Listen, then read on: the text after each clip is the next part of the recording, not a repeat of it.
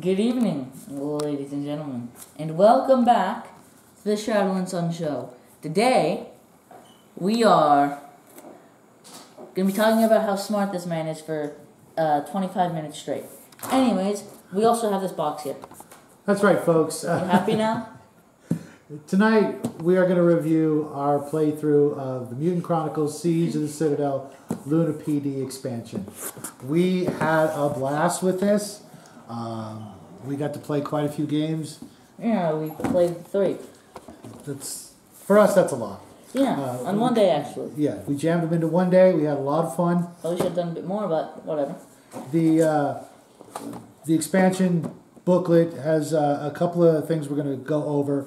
The missions were, for us, the first 3 were kind of easy, but that could be because we had a Brotherhood character in the mix. 2.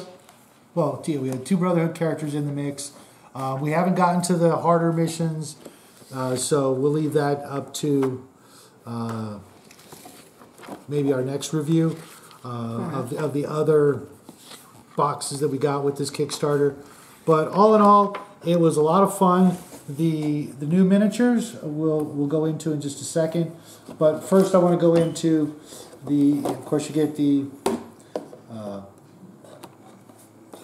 tray for the new characters, so that if you actually have 6 or 7 players, got this cool little piece of artwork card. Oh, was that in the Brotherhood? No, it was in this box. I'm not sure. I mean, no, was there one in the Brotherhood? No, there wasn't. A lot of new counters, a lot of new tokens. The new dice we'll probably never use. We're going to go into that in just a second. Are they special or what? Yeah, they're part of the thing we were talking about earlier. Oh, the thing that has literally no benefits to it that actually mean anything. Right. I love it when this game does that. These 2 L-shaped pieces of board are actually pretty cool. We liked them a lot. They're double-sided. Yeah, all the boards are double-sided. I forgot. One thing I was really happy about, and only old-time geeks like myself would actually notice, but this scene with the 2 cars is right out of the famous Paul Bonner piece of artwork with Crenshaw and a Metropolitan Prophet in it. You old-timers will know what I'm talking about, but this is exactly the scene. So if you actually pull this off and you have a Metropolitan Prophet and you have Crenshaw in there, you can play out that scene. But it's just a nerdy thing that I noticed as soon as I saw the 2 cars. I wish I had a book or magazine with that piece of artwork in it that I could pull out easily, but all my old school stuff is boxed up.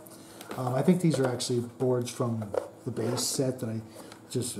When packing up everything, when we're done playing, because we now have all these extra cards and things, some stuff gets mixed in with our stuff. But let's hit up the miniatures, shall we? Who do you want to start with? Characters, I guess. Okay. 3 new characters. Like usual, completely never used one, so... Right. The tech specialists, we're just not real thrilled about. Even though I think that it depends on one there's definitely a time and place to use those characters, but their benefits just don't seem to be as useful as the firearm specialist and the hand-to-hand specialist. And why every hand-to-hand specialist seems to be armed with a pistol, I don't know. They should just tell them, yeah, this guy, he used sword, this guy used gun. But it's a minor issue that really doesn't mean anything. And bringing back, I think this is McBride, who's actually, I believe, an Imperial character, and throwing him in instead of making up a second or third Luna PD brand new character, I think was kind of a mistake. He's a cool character. I almost never play Imperial. As a matter of fact, I'm 100% certain I've never played Imperial in any incarnation of the game. But, the figures are nice. I tried to do my best painting them. I'm not quite done. There's a couple of things, I need to finish. His shirt's supposed to be green. Her face is not done. But the characters are fun. I like the whole idea of the Luna PD being a new faction. I need to, read up some lore on them. Maybe grab the Mutant Chronicles role-playing game book and see what more I can learn from them. What do you want to do next? Okay, I was tempted, but no. Okay. You're safe. Also, I guess these guys, because they marionettes? bring up something that I wanted to mention. I'm pretty sure it's been a day since I read the book. However, I think they kind of have one of the main abilities the tech specialists have. Yeah, I think so. But I don't, because he said that it's like a, I don't know. I'm again wanting to reread the main rule book and cross reference and see if they're comparable. Otherwise, they're I think they're visually more interesting than the gameplay. They're just another flunky for us to hack and shoot through when we're playing. But visually they're really weird. Straight up, they're interesting. They were pretty simple to paint, but they didn't bring any overwhelming sense of fear when we knew they were there, right? They were just more people, more monsters to hack through, right? Wouldn't you say? Yes. What? But let's go on to the next ones then. I guess the heretics. Same thing, in mass, they can gang up on you, and they get some bonuses when they're, a bunch of them together. Fortunately for us, when we played, we were able to just mow them down. I think the last game you had the Deathlock drum, and you just made short work of them. Yes. No, it wasn't the Deathlock drum. It was the one that's like above it. The one that. Oh, the Nimrod autocannon? Yes. Oh, okay. I thought you had the Deathlock for some reason.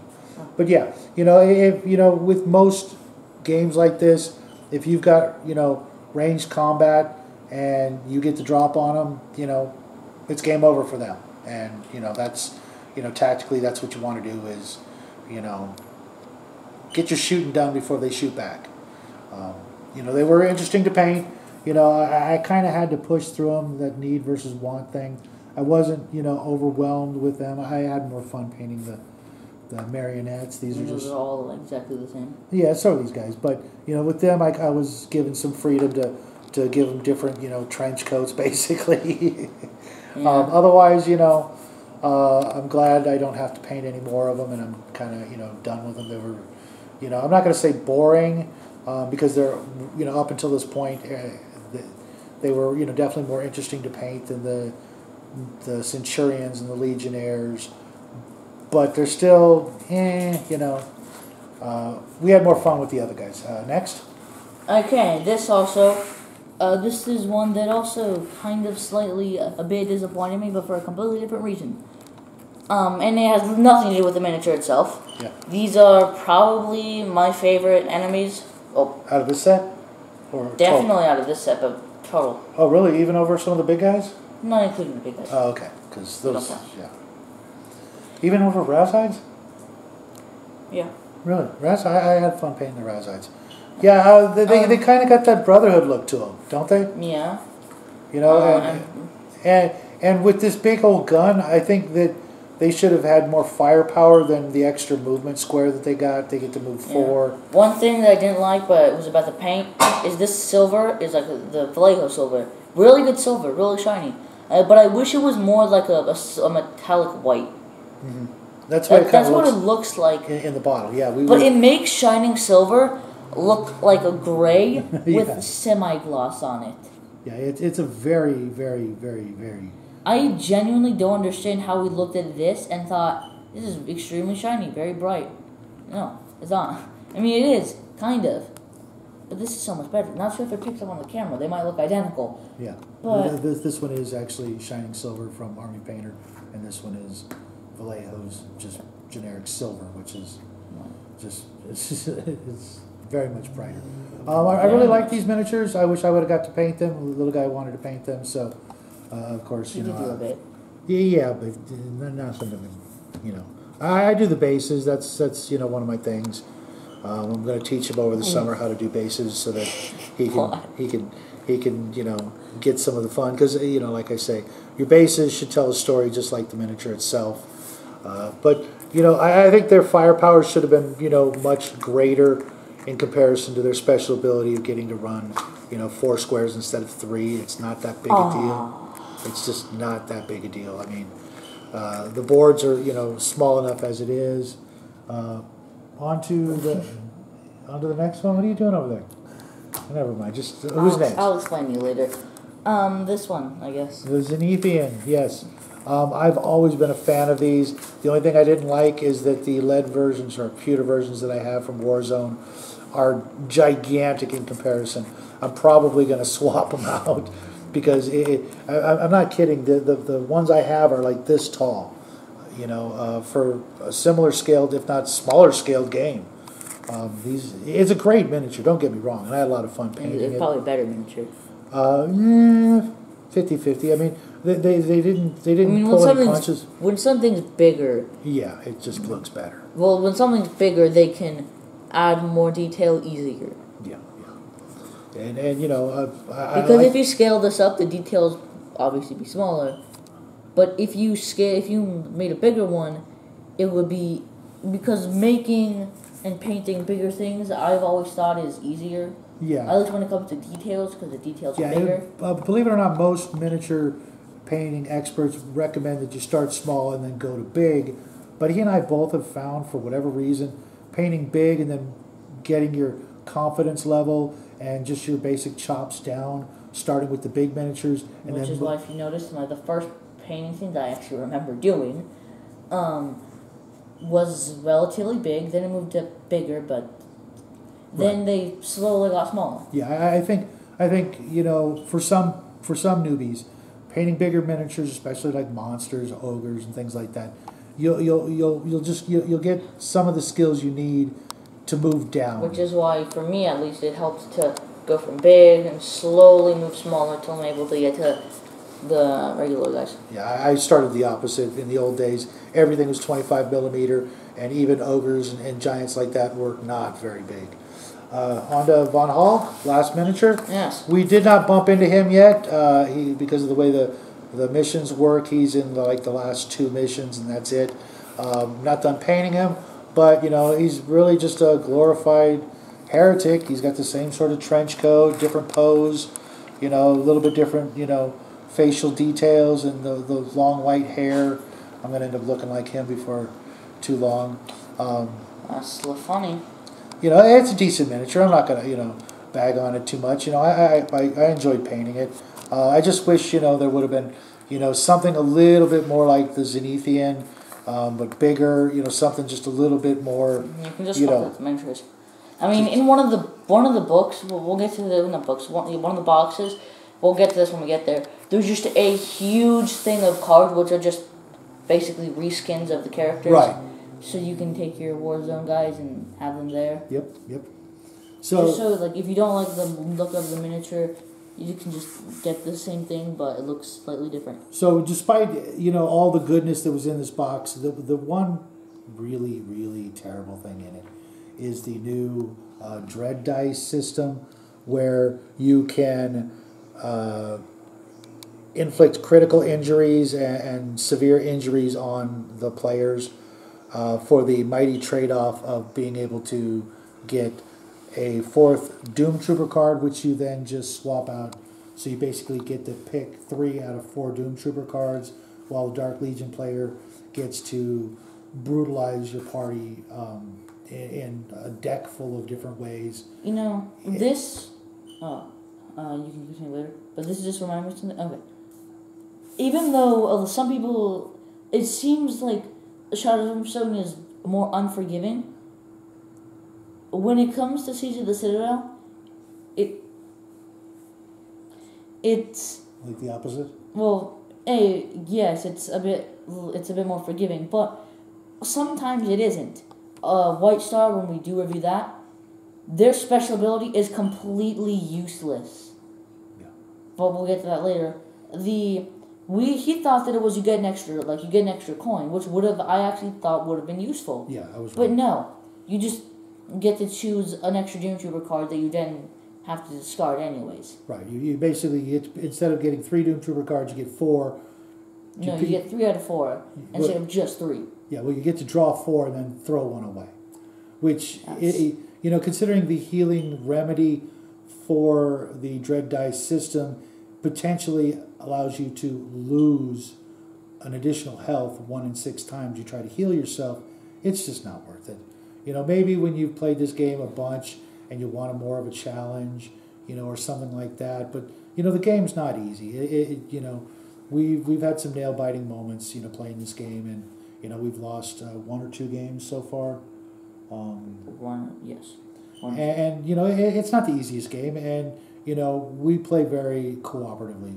We know the AI is out to get us, and we're it's not like the old school days where every player was out to get each other. Even the corporation players would mess with each other, and I discussed that. I do kind of wish that they added those cards. Remember we talked about this earlier. Right, exactly. I was just going to say exactly that. But other than that one, where they really tried to sell it to us, we kind of saw through the flaws in the system, and we just really weren't impressed with the trade-off. Again, it's almost a pattern, and by pattern I mean it happened 2 times, but there's really only been 2 opportunities for it to happen, I guess. I guess it could have happened with the Brotherhood, but what I'm trying to say is the only main issue I can see with this that isn't just a part of the game anyways is that they often add things that are either just like they try to have a trade-off, but it just ends up not being mattering. One-sided. Yeah, and since it is an optional rule, we're gonna opt out of that rule until, like I said, we come across a situation where when we were playing, our Brotherhood team is now 9th level, and the Luna PD team is 3rd, almost 4th level. Yes. Playing, roughly the same amount of games. We're always going to have Brotherhood. They're so overpowered that you'd be, kind of foolish to not include them in your party. I realize, when you're playing with a group of like maybe 4 or 5 people, someone's going to want to play the Brotherhood, and a lot of people are going to be like, I wanted to play it. And you may have that issue, so I suggest you trade off. But, the Luna PD's ability to move unhindered, isn't bad, and we did take advantage of it. Yes, we did. But it doesn't compare to spells. It doesn't compare to getting extra dice. It doesn't compare to getting extra money. Yes. At all. I think for me it goes capital, Brotherhood, capital, and at least from what I've seen, maybe a Battle House or Machina. Yeah, depends if you're. Oh, I think Imperial actually gets an extra Doom Trooper card. That might be good. Yeah, I wish it was somebody besides Imperial, because I actually like that idea. An extra card, maybe even, I think they might even get 2 extra cards later on down the road. That's a big deal, Yeah, in a 4-turn game, that's a huge deal. Yeah. But we did enjoy this. We enjoyed it a lot. We can't wait to play again, but unfortunately, thanks to you. We're scheduled to play some Shadows of Brimstone next month. Yes. Because this month is just about over, and this video is also just about over. So let's say goodnight to everybody. Hope you guys join us Thursday, where we will be working on the volcano. You are very blah, blah, blah, blah, blah, blah, blah.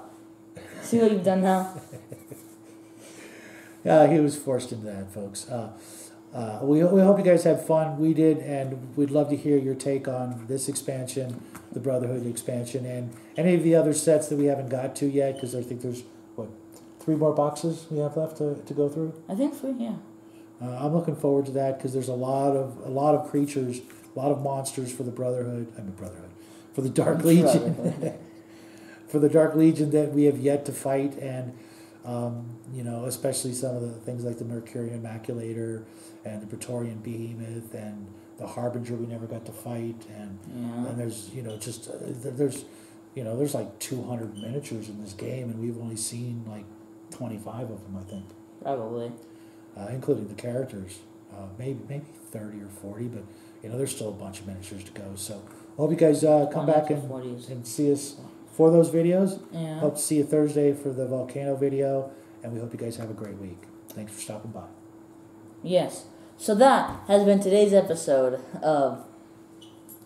I already said it. Anyways, goodbye. Good night. Good night, everybody.